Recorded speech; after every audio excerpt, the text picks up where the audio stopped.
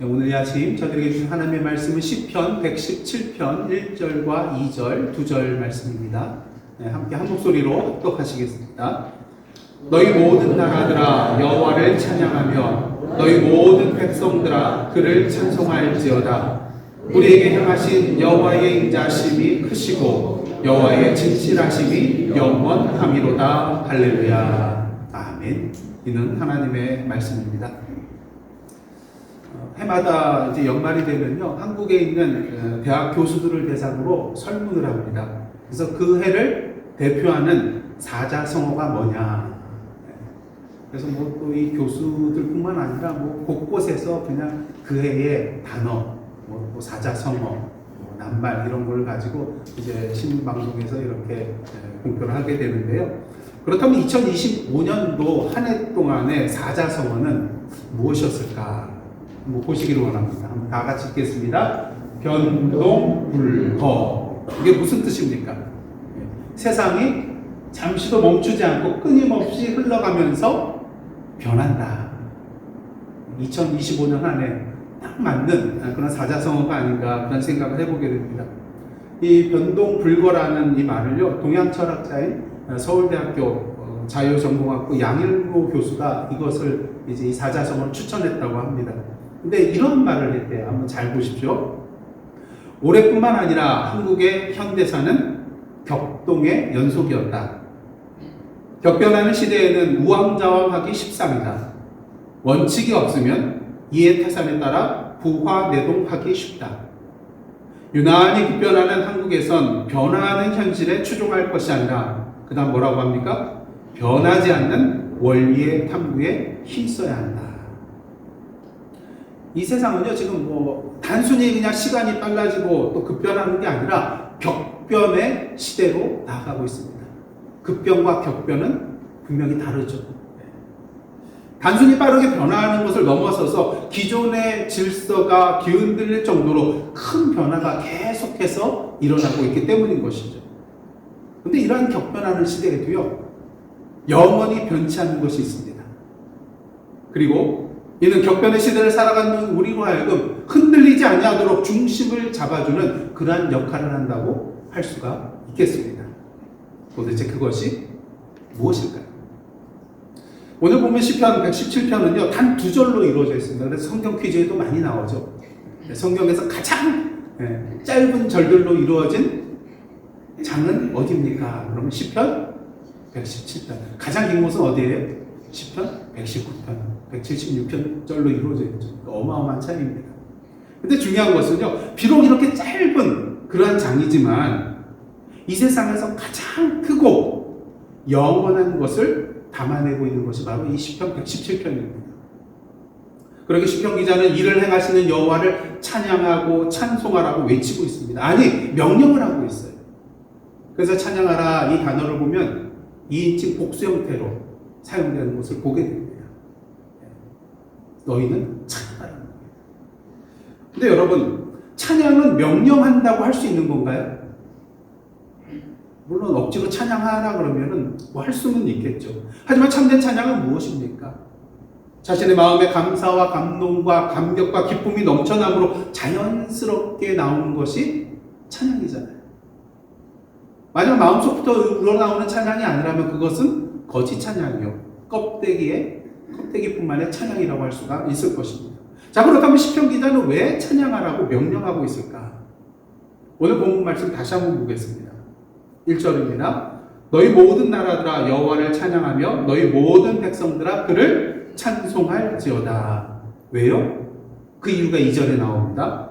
우리에게 향하신 여호와의 인자심이 크시고 여호와의 진실하심이 영원함이로다. 그러면서 또 할렐루야로 마무리를 짓고 있습니다. 우리가 여호와를 찬양하고 찬송해야 될 이유는 무엇보다도 여호와의 인자심이 크기 때문인 것입니다. 여러분들, 보통 우리는 생각지도 않은 큰 선물을 받았을 때에 마음속에 감사함이 넘쳐나게 되고요, 또 감동하게 되어 있습니다. 자, 그렇다면 여러분, 세상에서 가장 큰 선물은 도대체 뭘까요? 뭐 테슬라 새로 나온 자동차일까요? 아니면은 뭐 싱글하우스 집일까요? 아니면 여러분에게 허락하신 자녀일까요? 물론 이것도 큰 선물이 될 수가 있겠죠. 하지만 우리는 분명히 알아야 됩니다. 우리 눈에 보이는 것이 가장 큰 것이 될 수 없다는 것을. 그 이유는 무엇입니까? 우리 인간의 눈은 연약한지라 이 세상의 가장 큰 것을 담아낼 수가 없어요. 우리가 눈을 크게 부릅뜨고 본다 할지라도 정말로 세상의 큰 것은 우리 눈으로 볼 수가 없거든요. 우리의 말도 마찬가지입니다. 이 세상에서 가장 큰 것은 우리의 말로 담아낼 수가 없어요.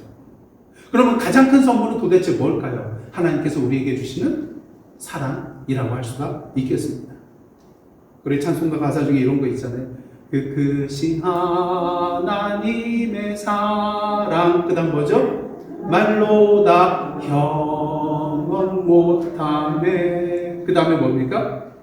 그 다음에 하늘을 두루마리하며 어떻습니까? 하늘을 두루마리 삼고 바다를 먹물 삼아도. 그 다음 내용이 뭐죠? 한없는 하나님의 사랑 다 기록할 수 없겠네. 그러게 우리 뭡니까? 하나님의 크신 사랑은 측량 다 못하며 영원히 변치 않는 사랑 성도여 찬양하세. 우리가 말로 표현할 수 없고 다 기록할 수 없는 것이 바로 하나님의 크신 사랑이라는 것이죠. 그 사랑은 어떤 사랑입니까? 자신의 가장 귀한 것을 내어주는 사랑입니다.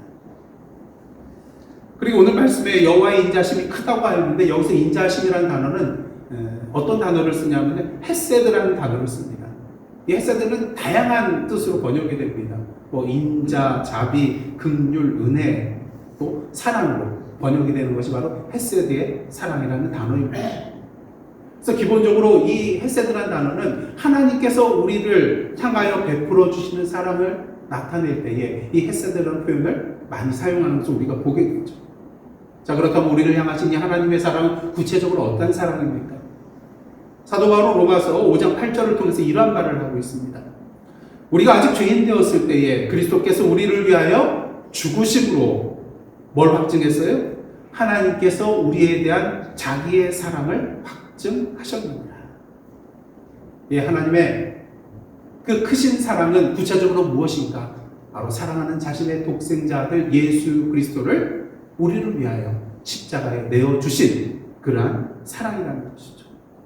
예수께서 말씀하셨습니다. 사람이 친구를 위하여 자기 목숨을 버리면 이에서 더 큰 사랑이 없나니. 중요한 것은 우리가 이미 이러한 사랑을 지금 받고 누리고 있다는 것이죠. 이 세상에서 가장 큰 선물을 이미 받고 누리고 있는 그러한 자라는 것입니다. 그렇게 사도 바울은 에베소서 1장 3절을 통해서 이렇게 찬양하고 있습니다. 다 함께 봉독하겠습니다. 시작. 찬송하리로다. 하나님 곧 우리 주 예수 그리스도의 아버지께서 그리스도 안에서 하늘에 속한 모든 신령한 복으로 우리에게 복 주시되. 예수 그리스도 안에서 믿음으로 말미암아 우리가 죄 사함 받고 구원 얻은 백성으로서 하나님의 자녀가 되는 그 신령한 모든 복들을 이미 누리고 있기에 그 은혜에 대해서 찬양하고 감사하고 있는 것입니다. 그렇습니다. 우리가 지난 2025년 한 해를 돌아보면서 하나님께 감사하고 찬양해야 될 이유는요, 비록 내가 원하는 것을 갖지 못했다 할지라도, 비록 내가 원하는 답을 얻지 못했다 할지라도 하나님께서 나에게 꼭 필요한 가장 큰 것을 이미 우리에게 주셨기 때문이라는 것이죠. 이 세상에 줄 수 없는 죄사함을 받고 하나님의 자녀가 되는 그런 권세를 이미 선물로 받았기 때문인 것입니다. 그럴진데 우리 입술에서 뭐가 항상 흘러 넘쳐야 돼요? 찬양이 흘러 넘쳐야 돼요. 근데 여러분, 매일 찬양이 흘러 넘치던가요? 아멘 하시는 분이 정말 믿음이 대단하신 분이에요. 저도 잘 안 되더라고요. 살다 보면은 찬양이 앞서 나가야 되는데 어떤 말이 먼저 툭 튀어나옵니까? 그런데 하나님, 왜? 어찌하여? 어느 때까지? 이런 말들이 자꾸 우리 입 밖으로 나오게 되는 것을 보게 됩니다. 왜 그렇습니까? 그 크신 하나님의 사랑이 우리의 피부로 와닿지가 않거든요.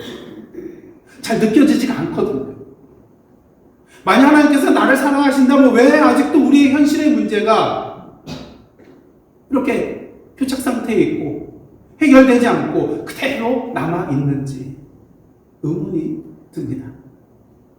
오늘도 세계를 바라보시길 원합니다. 전쟁과 테러와 또한 내전으로 말미암아서 억압과 착취로 말미암아 많은 사람들이 고통받고 죽어가고 있습니다. 가난과 굶주림과 목마름과 질병 속에서 수많은 사람들이 약 한 번 써보지 못하고 물 한 모금 마시지도 못한 채 죽어가고 있습니다. 자연재해로 말미암아 수많은 사람들이 삶의 터전을 잃고 낭만과 좌절 속에 허덕이고 있습니다. 멀리서 찾을 필요 없습니다. 우리의 삶을 한번 보십시오. 오늘도 인생길 가운데 우리가 원하지 않는 그런 수많은 역경과 고난과 그 모든 어려움들이 우리 앞에 다가와서 우리를 낭만과 좌절과 두려움 가운데 빠지게 하는 것을 우리가 보게 됩니다. 그렇다면 이러한 상황 속에서도 우리가 할렐루야 기뻐하면서 하나님 앞에 찬양해야 할까요? 그래도 해야 돼요. 그래도 찬양해야 됩니다. 왜? 오늘 말씀처럼 여호와의 진실하심이 영원하기 때문인 것입니다. 그 진실하심이 그냥 과거로 끝나는 그러한 진실하심이라면 우리가 하나님 앞에 따져도 돼요. 항변해도 돼요.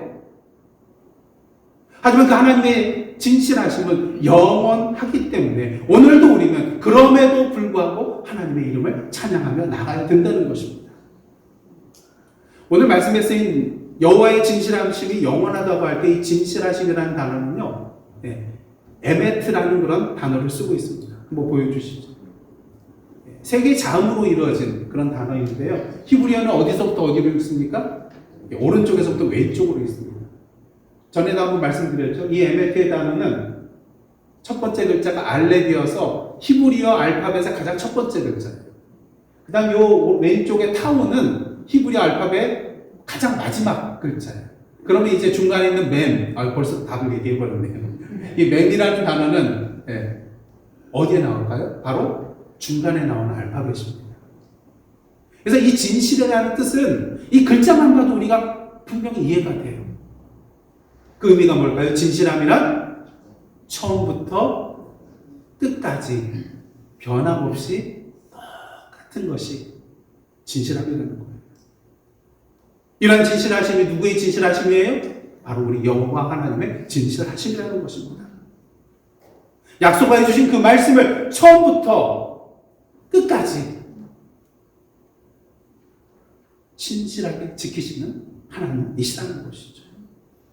여러분, 오늘날 이 세상이 영적으로 점점 어두워지는 이유가 무엇입니까? 이러한 사람이 점점 줄어들어서 그래요. 어떠한 사람일까요? 진실한 사람이 줄어들기 때문입니다.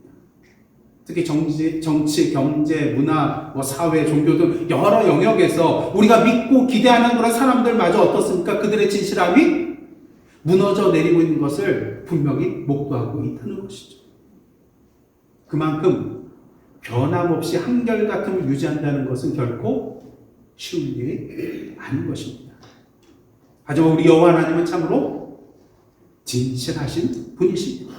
그래서 성경 곳곳에서 보면은 하나님의 진실하심을 찬양하는 그런 내용들을 우리가 분명히 보게 됩니다. 그래서 사무엘상 15장 29절과 야고보서 1장 17절 하반절 한번 보시기를 원합니다. 먼저 사무엘 고백입니다. 이스라엘의 지존자는 뭐가 없어요? 거짓이나 변개함이 없으시니 그는 사람이 아니시므로 결코 변개하지 않으십니다. 예루살렘의 지도자 야고보의 고백을 보시기를 원합니다. 다 함께 읽겠습니다. 시작. 그는 변함도 없으시고 회전하는 그림자도 없으십니다. 우리 삶 가운데 고난과 역경과 눈물이 있음에도 불구하고 우리가 이렇게 주님 앞에 오늘도 나와서 감사와 찬양으로 예배 드리는 이유가 도대체 무엇입니까? 우리 찬양대의 그런 찬양의 가사처럼 에베네셀의 하나님께서 여기까지 우리를 인도하여 주셨고 오늘도 인도하여 주시고 내일도 앞으로도 계속해서 인도해 주실 것을 뭐하기 때문이에요? 믿기 때문인 것입니다.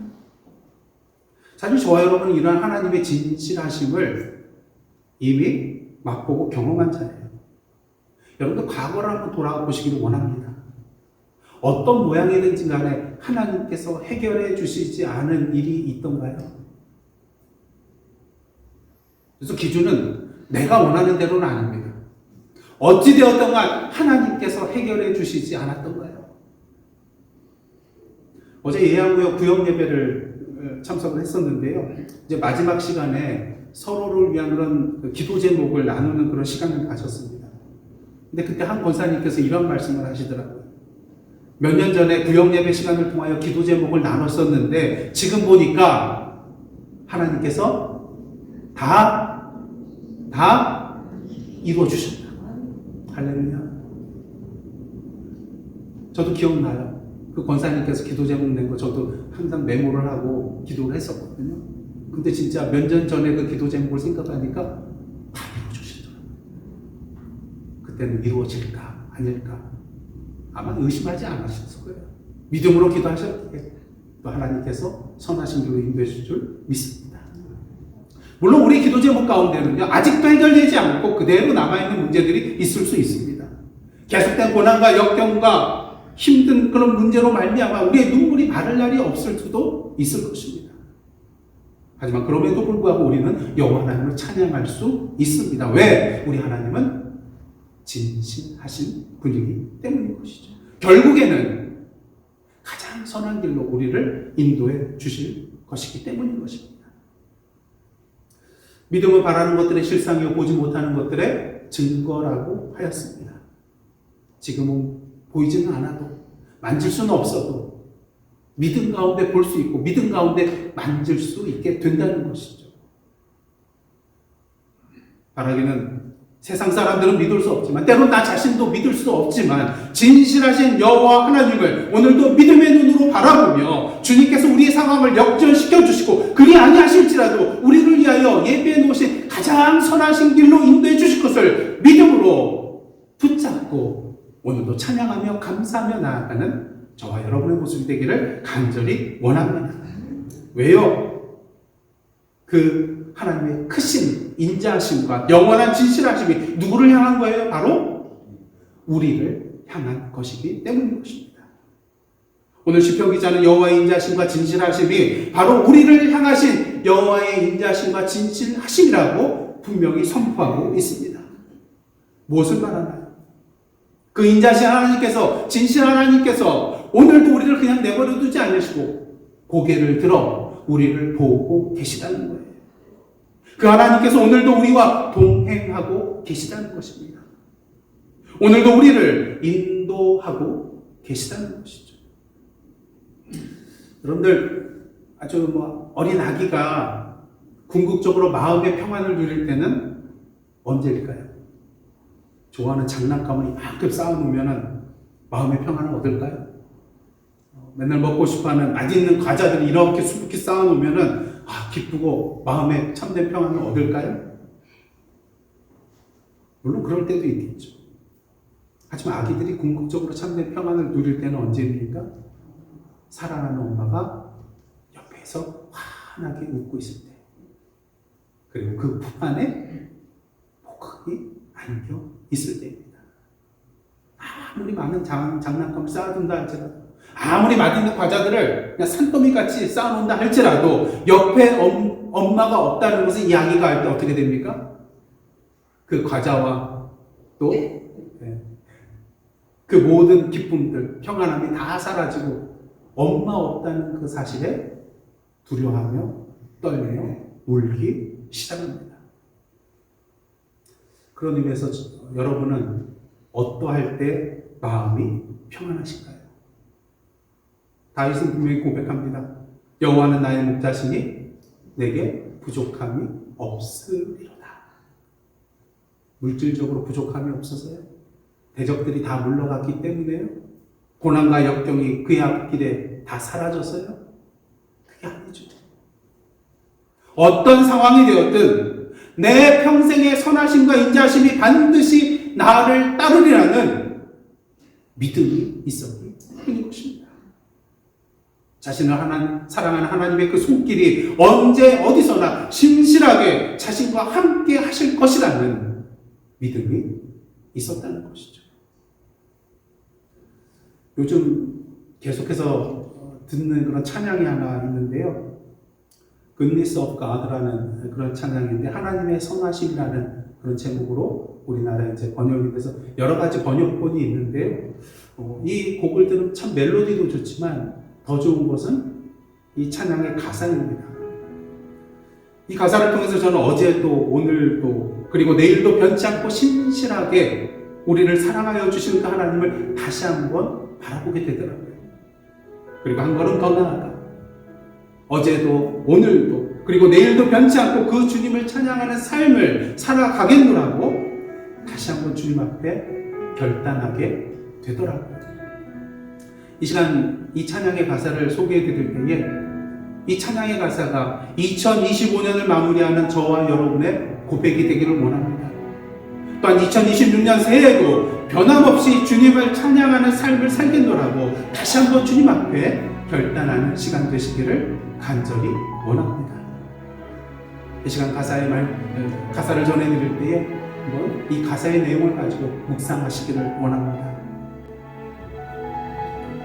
사랑해요, 신실하신 나의 주님. 나의 삶 주님 안에 있네. 눈을 뜨는 아침부터 나 잠들기까지 오 선하신 주를 노래하리. 신실하신 나의 주님, 나의 삶을 인도하셨네. 나의 모든 호흡 나에 오 선하신 주를 노래하리. 사랑해요, 나를 인도하신 주님. 고난 중에도 나와 함께 하셨네. 내 아버지 되시며 내 친구 되신 주, 나의 삶 주님 안에 있네. 신실하신 나의 주님, 나의 삶을 인도하셨네. 나의 모든 호흡 나에 오 선하신 주를 노래하니. 주님의 선하심이 날 인도하시네. 주님의 선하심이 날 지켜주시네. 주께 엎드려 나의 모든 삶 주님께 드리네. 주님의 선하심이 날 인도하시네. 이 시간 이 음악이 연주가 끝날 때까지 지난 한 해 동안 크신 인자하심과 영원한 진실하심으로 인도하여 주시고 동행하여 주시고 지켜주신 그 하나님께 감사기도 하시고, 다가오는 새해는 그 인자하시고 진실하신 하나님을 찬양하는, 더욱더 찬양하는, 더욱더 할렐루야 찬양하는 삶으로 나아가겠노라고 결단하는 이 시간 되기를 원합니다. 한 1분 정도 함께 통성으로 기도하며 나가시겠습니다. 하나님 아버지 감사를 드립니다. 송년주 영원하자 이 시간 주님 앞에 나올 수 있도록 인도하여 주시고, 여기까지 나올 수 있도록 힘주시고 능력 주시고 이끌어 주신 하나님께 감사를 드립니다. 때로는 우리의 삶 가운데 고난과 역경이 있었지만 그 가운데서도 우리의 고난과 함께 동행하여 주시고 우리의 짐을 함께 져주고 가신 그 주님의 모습을 기억하며 이 시간 감사와 찬양과 영광을 주님 앞에 올려드립니다. 우리 인간적인 그런 원대로 이루어지진 않았지만 하나님의 가장 선하신 대로 인도해 주시고 열매 맺게 해주신 그 모든 은혜에 이 시간 또한 다시 한번 감사를 드립니다. 주 하나님 아버지 2026년 한 해에도 더욱더 주님의 은혜에 감사하며 그 인자하심과 진실하심을 믿음으로 바라보며 감사와 찬양으로 나아가는 저희들의 삶이 되기를 원합니다. 우리의 삶 자체가 주님 앞에 찬양의 삶이 되기를 원합니다.